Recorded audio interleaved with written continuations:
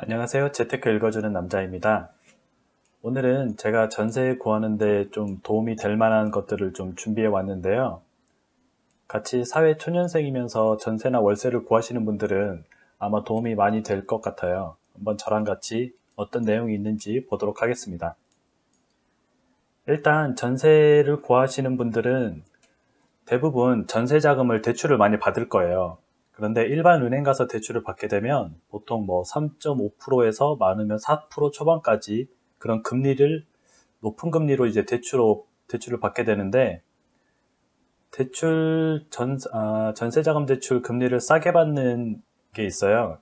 네이버 창에 보시면 버팀목 전세자금 대출이라고 쳐보시면은 나오게 되는데, 자, 한번 볼게요. 그렇게 치고 들어가면 이렇게 근로자 및 서민의 주거 안정을 위한 전세자금을 대출해드립니다 하고, 만 19세 이상 세대주, 무주택자, 부부 합산 연소득 5천만 원 이하인 자는 대출금리가 2.3%에서 2.9%예요. 그러니까 시중 대출 금리보다 현재 한 1% 정도, 3분의 1 정도 저렴한 거죠. 그래서 대출 한도는 최고 8천만 원, 수도권은 1억 2천만 원이라고 나와 있네요. 대출 기간은 2년, 그리고 4회 2년 단위로 연장 가능, 최장 10년까지 빌릴 수 있네요. 보통 우리가 전세를 하게 되면 뭐 2년을 많이 하기도 하고요. 오피스텔 같은 경우는 전세를 해도 1년을 많이 하기도 해요.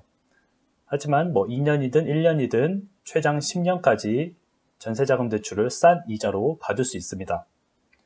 현재 이 버팀목 전세자금 대출 같은 경우는요, 여기 신청하는 란에서 신청을 하면 되는데, 한 가지 좀 주의해야 될 게, 보통은 우리가 19세 이상이면은 뭐 단독으로 나오면 세대주라고 말을 많이 하잖아요.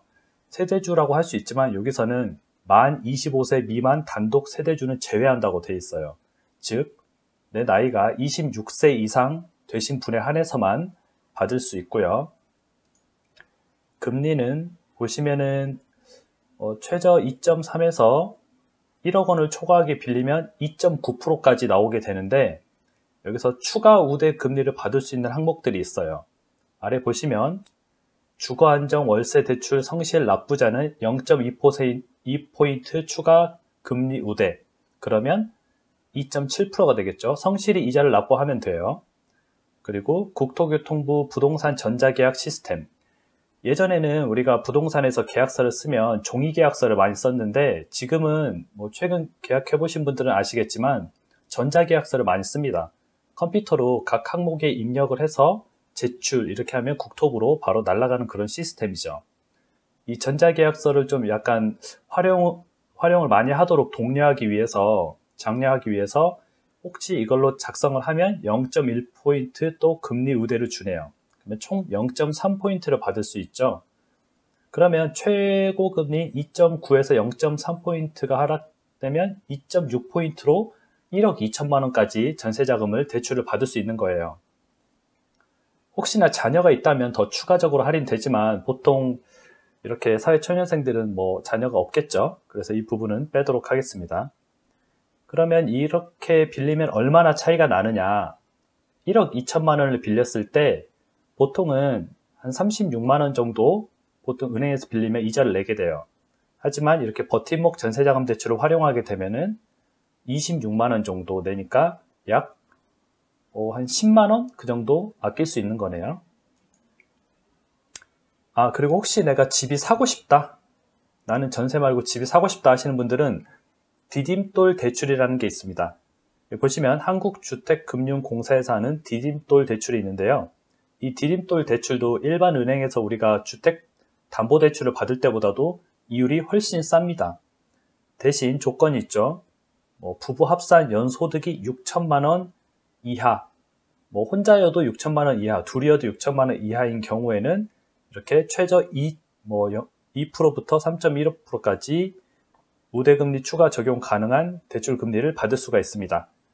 아까 말씀드린 그 버팀목 대출이나 이런 디딤돌 대출 같은 경우에는요, 이게 신청하고 나서 기간이 굉장히 오래 걸려요. 그래서 보통 40일 정도 소요되니까 본인이 필요하다고 생각이 되면 미리 한 2달 전에 알아보고 신청을 하는 게 좋습니다. 갑자기 뭐 다다음 주에 이사해야지 해서 신청을 하면은 보통 그 기간을 맞추기가 좀 어렵다고 봐요. 그리고 집을 얻을 때 보통 월세보다 전세를 많이 얻으시잖아요. 전세를 얻을 때 가장 주의해야 될 점이 하나 있어요. 이 집에 대출이 얼마 있나 보는 겁니다. 그래서 이 집에 대출이 많이 있으면 제가 전세금을 많이 주고 들어가면 집값보다 넘어버리거나 또는 집값과 같아버리면은 위험한 전세가 되겠죠. 그래서 대출이 얼마 있는지 알아보는 거는 부동산에서도 계약할 때 보통은 이렇게 보여주죠. 등기부등본을. 하지만 그거는 계약할 때 보여주는 거고 우리가 직접 인터넷으로도 확인을 할 수가 있어요. 단돈 700원만 내면 확인할 수 있는데요. 이렇게 보시면 네이버 창에 등기부 등본 열람이라고 칩니다. 그러면 대법원 인터넷 등기소에서 등기부 열람 발급 이게 있죠. 클릭을 하고 들어가면 부동산 열람하기를 클릭을 하면은 이제 뭐 핸드폰으로 소액 결제를 해서 또는 뭐 무통장 입금을 해서 700원을 내면 그 집에 대한 등기부 등본을 미리 계약하기 전에 볼 수 있습니다.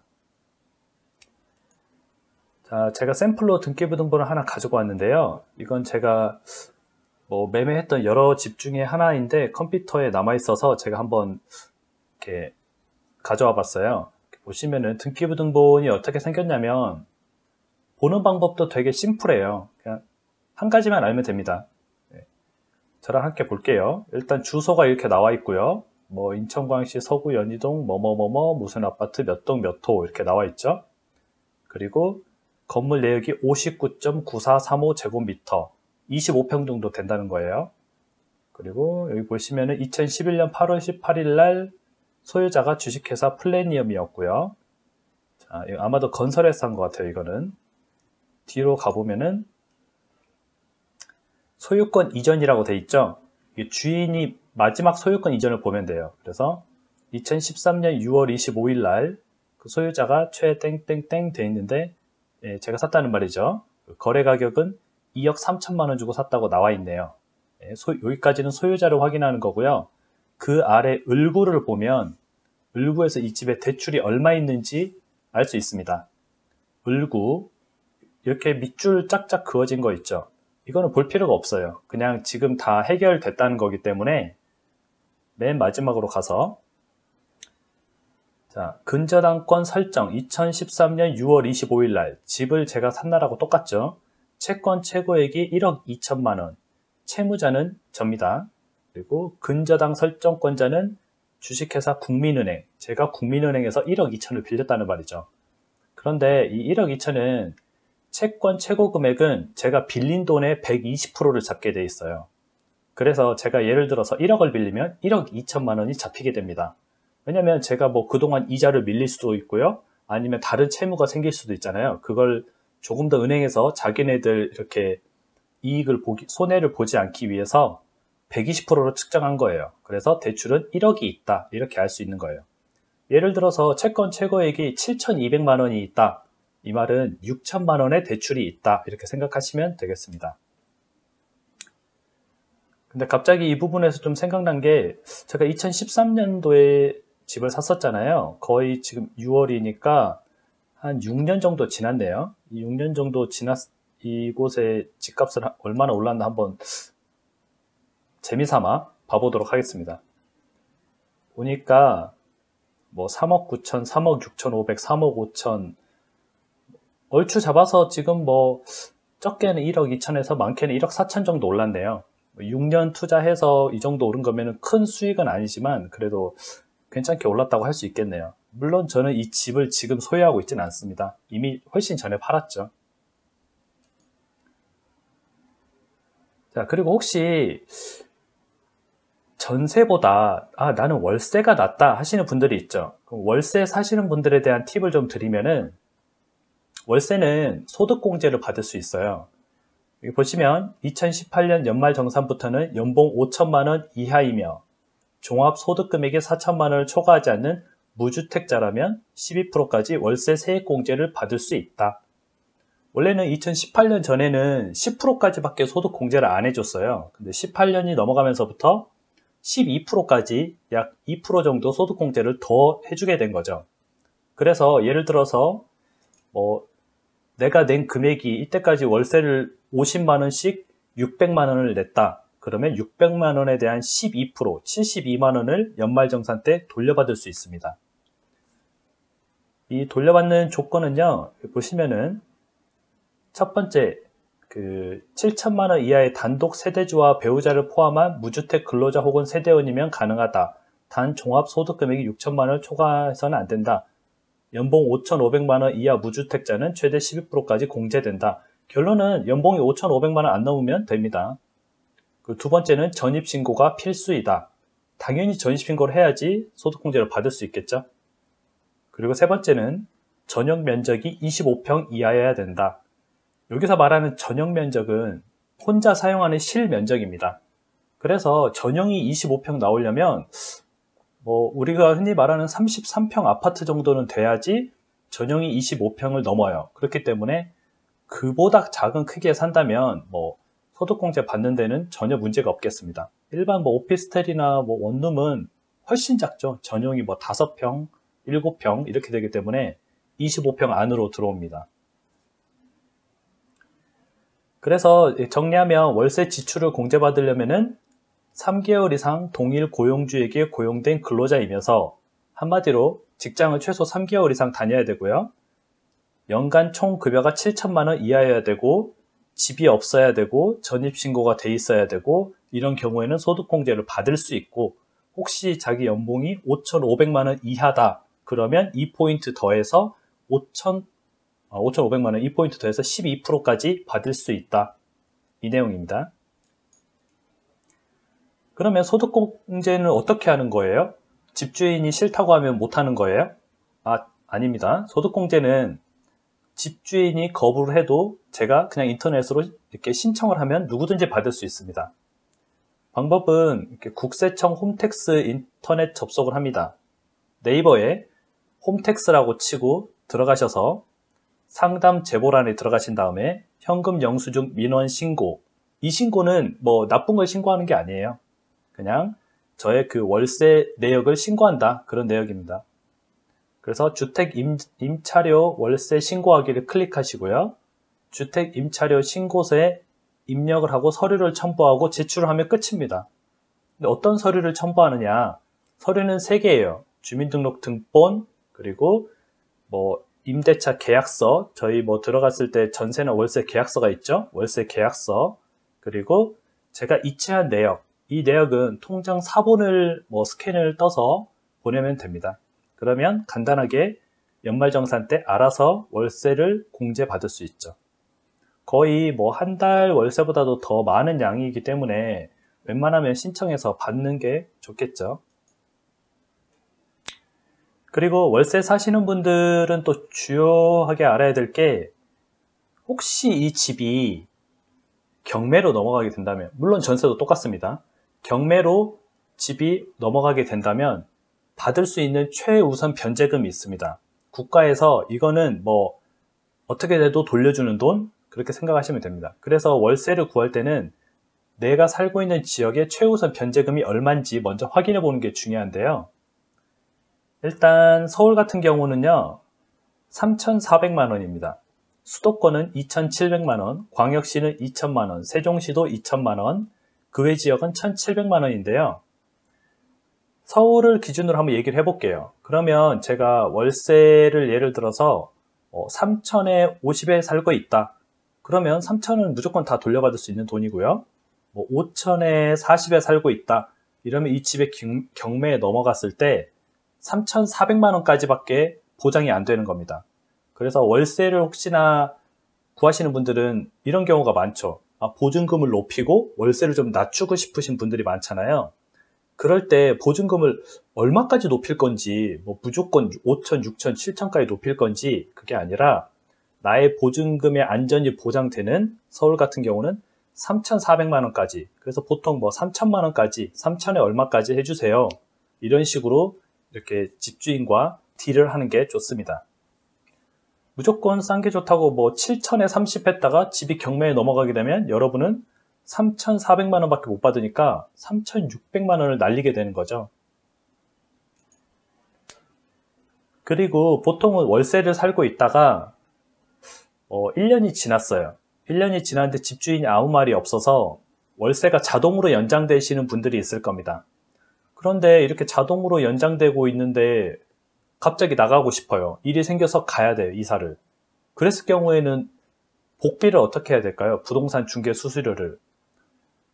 일반 사람들이 이 내용을 잘 몰라요. 그래서 대부분 부동산 중개 수수료를 본인들이 부담하고 나갑니다. 다음 세입자를 본인들이 구하고 나가는 거죠. 대부분의 집주인도 그렇게 알고 있어요. 하지만 여기 저랑 같이 한번 보시면요. 임대차 계약에 관한 법률인데요. 임대인이 임대차 기간이 끝나기 6개월 전부터 1개월 전까지 기간에 임차인에게 갱신 거절을 통지하지 아니하거나 계약 조건을 변경하지 아니하면 갱신하지 아니한다는 뜻의 통지를 아니한 경우에는 그 기간이 끝날 때에 전 임대차와 동일한 조건으로 다시 임대차한 것으로 본다. 한마디로 6개월에서 1개월 전까지 집주인이 나가세요, 월세 올려주세요 이 말을 안 했으면 그냥 자동으로 계약이 연장된다는 거죠. 그리고 이 기간은 임대차 존속기간은 2년으로 본다. 그래서 2년 동안 자동 연장이 되는 거예요. 단, 그 차임액에 달하도록 연체하거나 그 밖의 임차인으로서 의무를 현저히 위반한 임차인에 대해서는 제1항의 항목을 적용하지 아니한다. 그러니까 월세를 밀리거나 뭐 기타 등등 내가 임차인으로서 역할을 잘 하지 못했을 때는 이런 임대차 보호법에 보호를 받지 못하는 거기 때문에 월세는 밀리지 않고 잘 내야 되겠죠. 자, 묵시적 갱신의 경우 계약의 해지. 그래서 계약이 갱신된 경우에도 불구하고 임차인은 언제든지, 그러니까 빌린 사람은, 세입자는 언제든지 임대인에게 계약 해지를 통지할 수 있다라고 돼 있네요. 그러니까 제가 세입자인데 묵시적 연장이 됐어요. 근데 저 나가야 돼요, 갑자기 두세 달 후에. 그럼 집주인한테 저 나갈게요 라고 미리 얘기를 하면 됩니다. 그런데 그 기간이 통지를 한 날로부터 3개월이 지나야 효력이 발생돼요. 그래서 6월에 나가야 된다? 그러면 3월 달에 미리 얘기를 해놓는 게 좋습니다. 그리고 저는 그냥 그때 나가면 돼요. 보증금을 돌려받고. 그 다음 세입자를 구하고 안 구하고는 그 집주인의 문제입니다. 그렇기 때문에 또 복비도 낼 필요가 없어요. 그런데 이런 경우 많은 집주인들이 알아서 구해놓고 나가세요 이런 경우가 많아요. 그렇기 때문에 이런 법률들을 알고 부동산에 얘기를 하고 집주인한테 얘기를 하면 아마 잘 해결될 거라고 봅니다. 자, 그리고 아까 제가 보여드린 그 등기부등본을 생각해 보면요, 그 대출이 얼마 있는지 봐야 된다고 했었잖아요.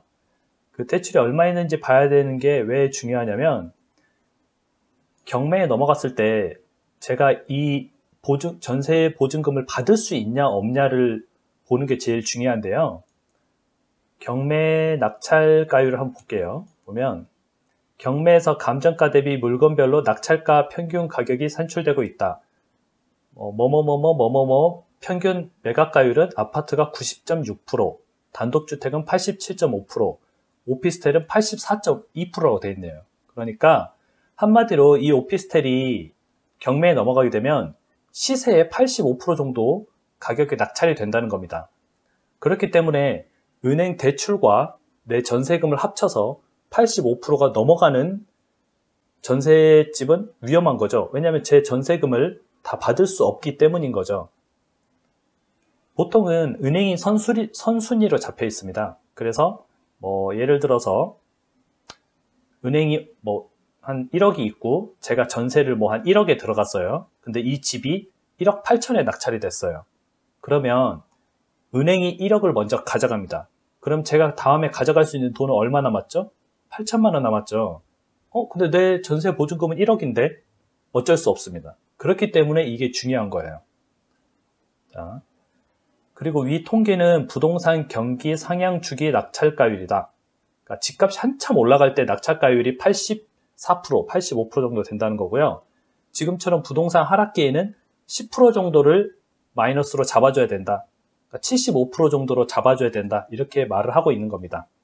하지만 뭐 제 생각에는 80% 정도를 넘지 않으면 그래도 안전한 전세라고 보고 있습니다. 우리가 실제 사례로 한번 좀 이해를 더 쉽게 해볼게요. 자, 오피스텔이 많은 걸로 유명한 마곡을 한번 보겠습니다. 마곡의 그 마로수길이라고 불리는 마곡나루역을 보면요. 자, 마곡나루역의 오피스텔 하나 제가 봤어요. 마곡나루역하고 붙어있는 마곡나루역 보타닉 푸르지오 시티를 보겠습니다. 일단 집값을 먼저 봐야 돼요. 이 집이 얼만지. 그래서 클릭을 해서 보니까 2억 5천, 2억 1천, 2억 2,500, 2억 4천, 2억 1천, 2억 500 대충 뭐 2억 한 2천 선 정도 되는 것 같네요. 2억 2천에서 2억 3천 사이 평균으로 잡으면 되겠습니다. 그리고 전세를 보니까 1억 8천, 1억 8천, 1억 8천, 1억 7천300, 1억 7천, 1억 8천 전세가 평균 뭐 1억 8천이네요. 그러면 집값에 비해서 전세가율을 보니까 대략 85% 정도 되는 거네요. 아까 뭐 낙찰가율이 84. 몇 프로였지만 제가 80% 넘어가는 건 좀 위험하다 그랬죠. 왜냐면 나중에 내 전세보증금을 100% 돌려받기 힘들 수도 있기 때문에 이 같은 경우에는 좀 위험한 전세라고 할 수 있습니다. 그런데 이런 위험한 전세가 왜 생기냐면 보통은 집이 인기가 많기 때문에 집주인들이 전세금을 막 부르는 거예요. 이 집에 들어오고 싶어하는 사람이 많네? 그러면 전세금이 점점 높아지는 거죠. 집값은 정해져 있지만. 그래서 보면은 이 오피스텔 같은 경우는 왜 전세금이 높냐? 지하철과 연결돼 있어서 이동하기가 굉장히 수월합니다. 그래서 선호도가 높겠죠. 그래서 이렇게 전세금이 높이 잡혀 있는데 별로 이렇게 좋은 경우는 아니죠. 그래서 이런 경우에는 차라리 월세를 들어가는 게 낫습니다. 안전하게. 월세를 보면은 뭐 1000에 58, 1000에 60, 1000에 60 이런 식으로 나와 있네요. 월세를 들어가면 조금 더 비싸긴 하지만 그래도 더 안전하게 할 수 있는 거고요. 혹시나 또 뭐 안전한 전세가 있나 제가 주변에 봤어요. 그랬더니 바로 뒤에 있는 건물 이거는 이제 지하철과 연결되지 않아서 조금 선호도가 앞 건물보다는 떨어지긴 하죠. 한번 볼게요. 마곡 일성 투루엘 플래닛 해서 매매 가격이 1억 8천, 1억 7,500이라고 나와 있네요. 전세가는 1억 4,700에서 1억 5천, 1억 5천, 1억 4,700. 전세가율이 대충 80% 정도 됩니다. 80%를 넘지 말아라 그랬죠. 이런 경우는 좀 안전한 전세라고 할 수 있죠. 집이 경매에 넘어갔을 때 내가 언제든지 나의 보증금을 지킬 수 있는 금액 정도가 되겠습니다. 단, 아까 말한 대출이 없다는 가정하에 그렇습니다. 그래서 지금 그런데 사람들이 뭐 그렇게 내 경매에 넘어가는 게 쉽나요? 라고 얘기를 할 수 있어요. 뭐 집주인이 왜 경매를 넘길까요? 그렇게 얘기를 할 수 있죠. 근데 불과 뉴스 보시면 며칠 전에 나온 뉴스예요. 서울 빌라 600채 다주택자 전세금 갖고 잠적, 피해 눈덩이라는 뉴스가 떴죠. 말도 안 되는 내용이죠. 600채를 사서 600채를 전세를 주고 그 600채 전세금을 갖고 날랐습니다. 그러면 이 세입자들은 어떻게 해야 될까요? 아까 제가 말한 최우선 변제금 받을 수 있으면 받는 거고요. 또는 이 집이 경매에 넘어갔을 때 대출이 없고 또는 대출이 있어도 대출과 내 전세금의 합이 80%를 넘지 않으면 대부분 받을 수 있어요. 하지만 그게 80%를 선을 넘으면 못 받을 확률이 굉장히 높습니다. 지금 이게 강서구에서 일어난 건데 뉴스 기사가 6월 25일이에요. 그러니까 일주일 전에 발생한 사건이죠. 이렇게 언제든지 내가 살고 있는 집이 경매에 넘어갈 수도 있어요. 그렇기 때문에 아까 제가 말씀드린 등기부 등본을 확인해 보는 것, 그리고 그리고 뭐 전세가가 집값의 80%를 넘지 않게 하는 것들을 잘 생각해서 집을 구하면은 좀 더 이렇게 사기를 당하지 않고 좋은 집을 구할 수 있을 것 같습니다. 그러면 오늘은 여기서 마무리하고 다음에 다시 만나요.